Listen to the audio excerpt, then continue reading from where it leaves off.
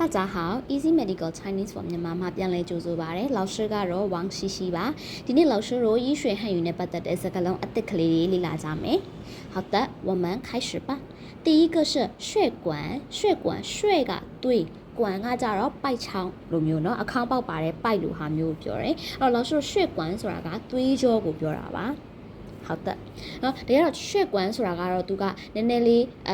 ဟိုပါခြုံပြောသလိုဖြစ်တာပေါ့เนาะတကယ်တော့血管မှာ两种血管第一个是动脉ဆိုတာကသွေးလွှတ်ကြောเนาะနောက်第二个是静脉ဆိုတာကသွေးပြန်ကြောเนาะဆိုတော့血管လို့ပြောရင်တော့ဒါကခြုံပြောတာဖြစ်ပြီးတော့血管ရဲ့အောက်မှာ动脉နဲ့静脉ဆိုပြီးတော့မှနှစ်မျိုးရှိရဆိုတာလည်းမှတ်ထားရပါမယ်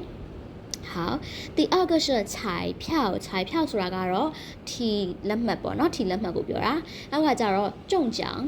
ဆိုတာထီပေါက်သွားတယ်ဆိုတဲ့အဓိပ္ပာယ်เนาะ奖学金ဆိုလို့ရှိရင်老师တို့ scholarship ကိုပြောတာမှလားเนาะအဲ့တော့အဲ့ဒီက奖ပါပဲနောက်ကကျတော့ဟ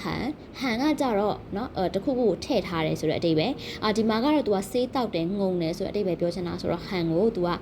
English တို့ကတော့ပါစတဲ့ထည့်တယ်ဆိုတဲ့အဓိပ္ပာယ်ပြန်ထားတာပေါ့เนาะသူရဲ့မြန်မာလိုအဓိပ္ပာယ်ကတော့ထည့်တာပါပဲတခုခုတွေကိုထည့်လိုက်တယ်ပါဝင်တယ်ဆိုတဲ့အဓိပ္ပာယ်လည်းပြောလို့ရပါတယ်ဟုတ်ပြီနောက်တစ်ခါကျတော့硝酸甘油ဆိုတော့硝酸甘油ဆိုတာက硝က nitrate เนาะ nitrate ဆိုတဲ့ chemical drop ပေါင်းကိုပြောတာနောက်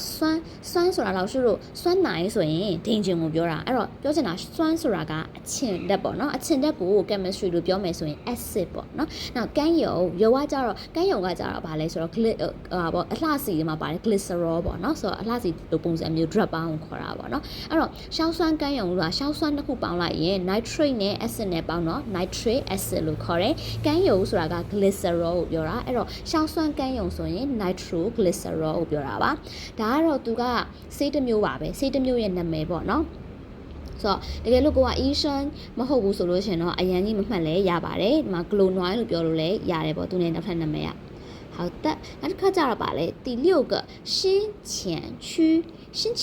ဆိုတာက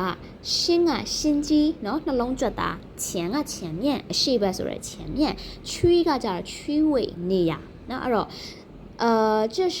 一种你的心肌前面涌的区位เนาะနှလုံးကြွက်တာရဲ့အရှိမှာနှလုံးဘေးနားမှာပေါ့เนาะနှလုံးမှာသူကအရှိမှာနှလုံးတစ်ခုလုံးပတ်လေအုပ်ထားတဲ့အမေးပါလေးရှိတယ်အဲ့တော့နှလုံးနဲ့အဲ့ဒီအမေးပါလေးရဲ့ဂျားထဲမှာရှိနေတဲ့နေရာလေးပေါ့နော်အဲ့ဒါကိုလောက်ရှုတို့ကရှင်းချန်ချွေးလို့ခေါ်ပါတယ်好နောက်တစ်ခုကကြတော့ဗာလဲဆိုတော့ဖန်ကကြတော့ဒါကကျူးလွန်လိုက်တယ်ဖြစ်ပျက်တယ်ဆိုတော့เนาะဒါဟိုဒီမှာတော့သူကယောဂတစ်ခုခုပြန်ဖြစ်တယ်ဆိုတော့ပြန်ထဖောက်တယ်ဆိုတော့အဓိပ္ပာယ်နဲ့လောက်ရှုတို့ပြောတာပါဟိုဆိုရင်တော့ဒီလောက်ရှုတို့ဒီလေ日常中文မှာဆိုလို့ရှင်တော့老师ဘယ်လိုပြောလို့ရလဲ犯罪เนาะပြစ်မှုကျူးလွန်မိရဲဆိုတဲ့အဓိပ္ပာယ်ပေါ့好的နောက်တစ်ခါကျတော့ဗာလဲ情绪ဆိုတာကတော့စိတ်ပေါ်မှုပေါ့စိတ်ခံစားချက်ပေါ့เนาะဟုတ်ပြီနောက်တစ်ခါကျတော့ဗာလဲ类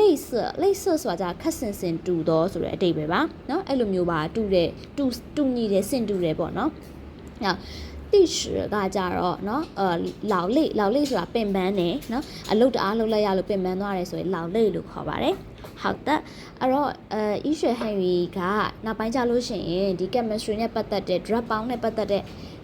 စကားလုံးလေးလည်းပါဝင်လာမှာဖြစ်တဲ့အတွက်နည်းနည်းလေးအာရုံစိုက်ပြီးတော့နားထောင်ရမယ့်အပိုင်းလေးရှိပါတယ်တကယ်လို့နားထောင်နေမရှင်းတဲ့အပိုင်းရှိရဆိုရင်老师ကို comment မှာလာပြီးတော့မေးလို့ရတယ်လို့ chat box မှာလည်းလာပြီးတော့မေးလို့ရပါတယ်好的今天就到这里了